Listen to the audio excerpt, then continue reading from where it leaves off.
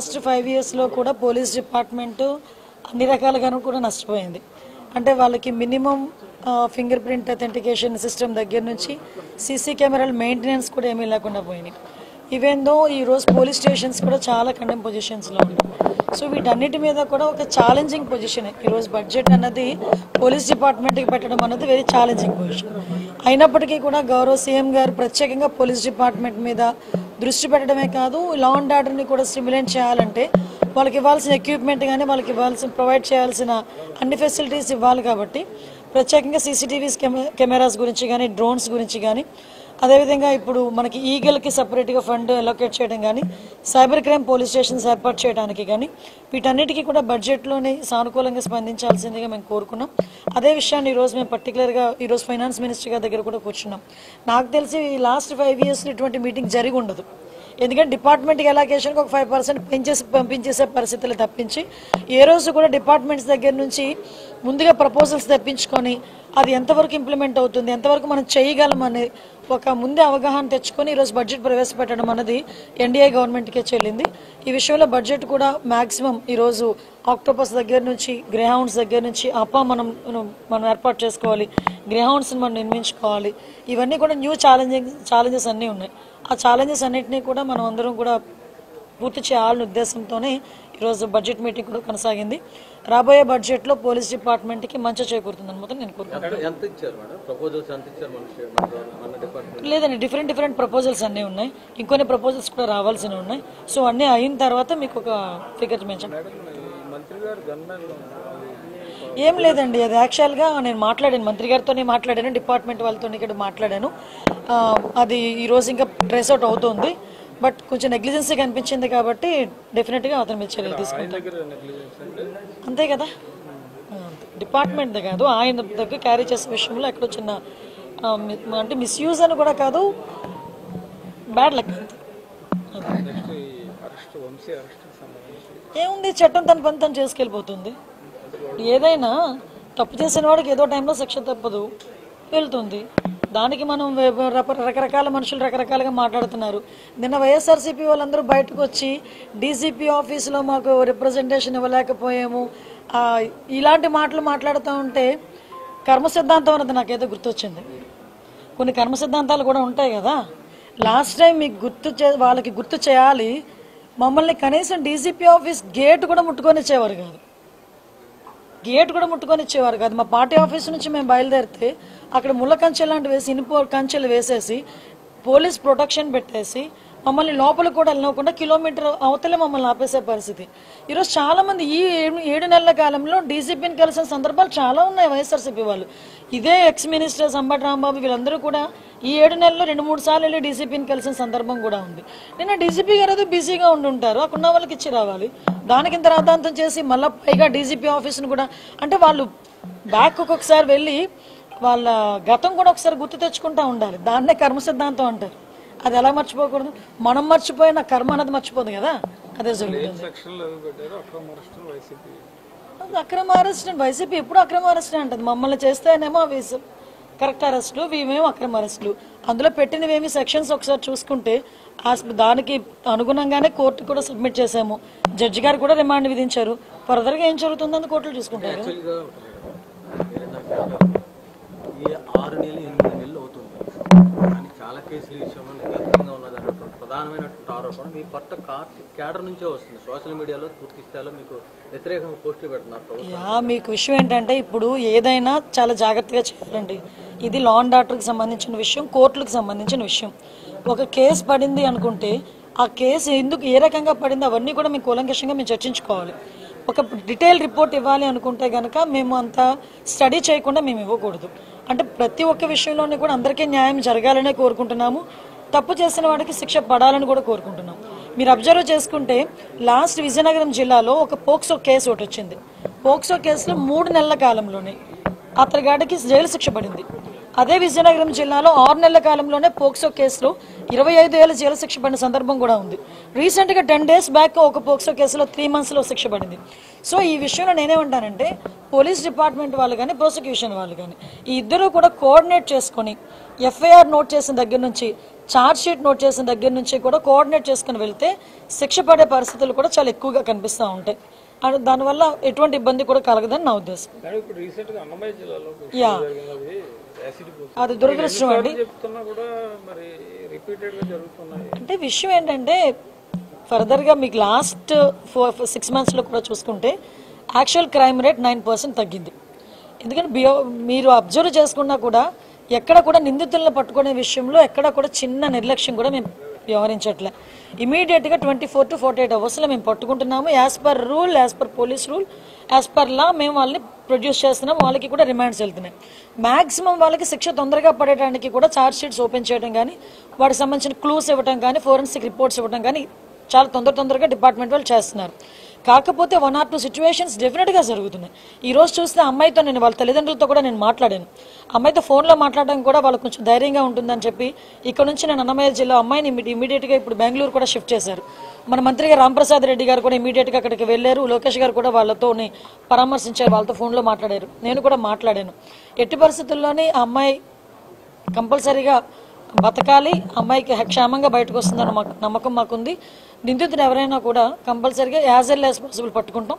శిక్ష అయితే చాలా గట్టిగా కూడా ఉంటుంది. అసలు కూర్చోకూడదు, పడుకోకూడదు అవన్నీ. కానీ ఇప్పుడు కింద పడుకుంటున్నారు కదా 2 రోజుల నుంచి మరి. సో అందుకని ఆ పెయిన్ అగ్రవేట్ అయిపోయింది. అండ్ ఆయన్ని ఒకటే రూమ్లో పనిష్మెంట్ సెల్ లాగా అంటే మనం ఇంకా ఏమీ అసలు మన మీద అలిగేషన్ ఇంకా ప్రూవే అవ్వలేదు. ముందే పనిష్మెంట్ సెల్లో వేసేసి 22 hours ఆయన్ని లాక్డ్ డోర్లో పెట్టేసి ఎవరు కలవకుండా ఒక 60 కెమెరాలు కెమెరాలు పెట్టేసి అలా చేయటము ఎవరైనా చార్లెస్ శోభరాజో లేకపోతే పెద్ద క్రైమ్స్ చేసే వాళ్ళని చూసేటట్టుగా they are taking him to that level. So అది ఇంత ఫాల్స్ కేసెస్లో అంత చేయడం అవసరం. ఇంకా ప్రూవ్ కూడా అవ్వలేదు కదా. మనం రిమాండ్ మీద కదా తీసుకొచ్చారు, ఇంకా అలిగేషన్స్ ప్రూవ్ కాలేదు కదా. మరి ఎందుకు అంత పనిష్ చేస్తున్నారు ఫిజికల్గా? అంటే ఇప్పుడే మేము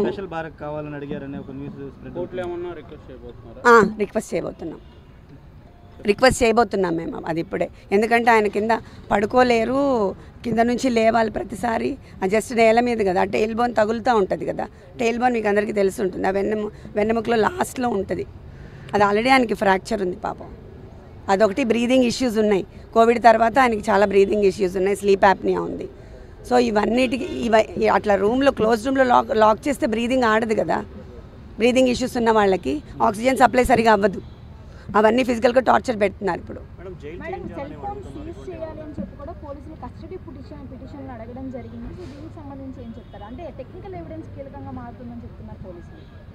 నాకు దీని గురించి ఐడియా లేదండి.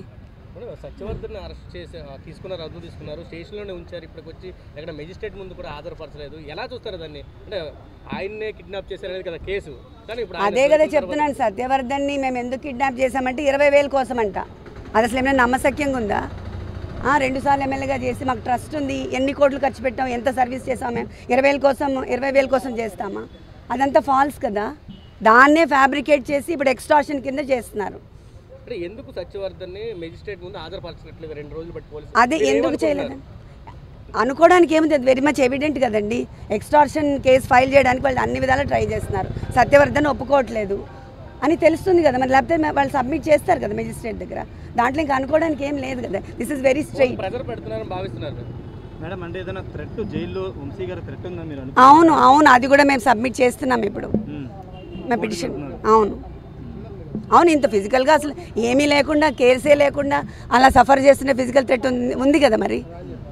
తెలియకుండా ఆయన్ని పెయిన్ఫుల్గా చేసి అందరి నుంచి వేరు చేసి 22 hours అదేంటి ఐసోలేట్ చేసి ఒకటే రూమ్లో పడేయడం అనేది ఎట్లయినా ఎలా ఉంటాం మనం అంతసేపు? ఆయన అంత పబ్లిక్లో ఉండే మనిషి. చాలా సీసీ కెమెరాలు పెట్టారని విన్నాను నేను. I don't know, I'm sorry. అదే చెప్పారు. మెంటల్గా బాగానే ఉన్నారు, ఆయన స్ట్రాంగ్ ఉన్నారు.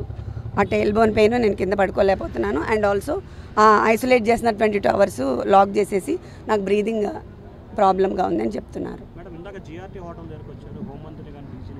నో నాకు వివాంటాలో అండ్ నోవాటెల్లో కంప్లీట్గా నిన్న ఆక్యుపైడ్ అంట. సో దట్స్ వై అదొకటి ఖాళీ ఉంటే నేను వెళ్ళాను. కానీ అసలు వాళ్ళు వస్తారని కూడా నాకు తెలియదు. I'm not aware of all this.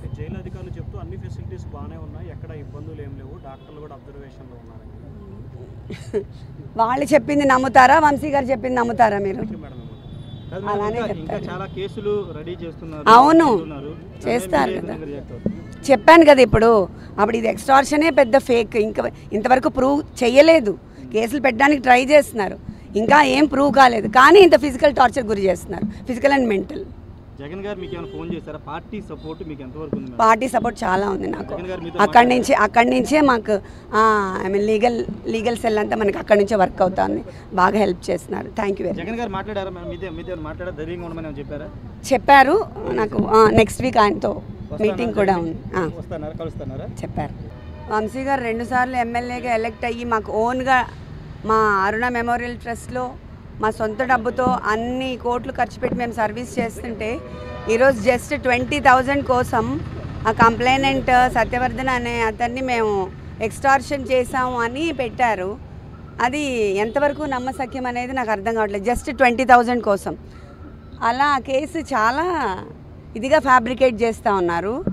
ఆ అబ్బాయి మీద ప్రెషర్ తీసుకొచ్చి మనము 20,000 కోసం ఆ అబ్బాయిని అబ్డక్ట్ చేశామని అలా చాలా డిఫరెంట్గా ఫాల్స్ అలిగేషన్స్తో ఫ్యాబ్రికేట్ చేసేస్తూ ఉన్నారు.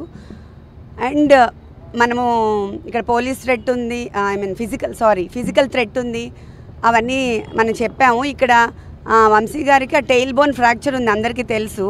కొన్ని బ్రీదింగ్ ఇష్యూస్ అవన్నీ ఉన్నాయి. అయినా ఆయన్ని పనిష్మెంట్ సెల్ లాగా 22 hours ఒక రూమ్లో పెట్టేసి ఎవరు రాకుండా ఎవరితో కాంటాక్ట్ లేకుండా అలా చేస్తున్నారు. ఇప్పుడు ఆయనకి బ్రీదింగ్ ఇష్యూ ఉంది, టెయిల్ బోన్ ఫ్రాక్చర్ అయింది, కింద పడుకోలేరు.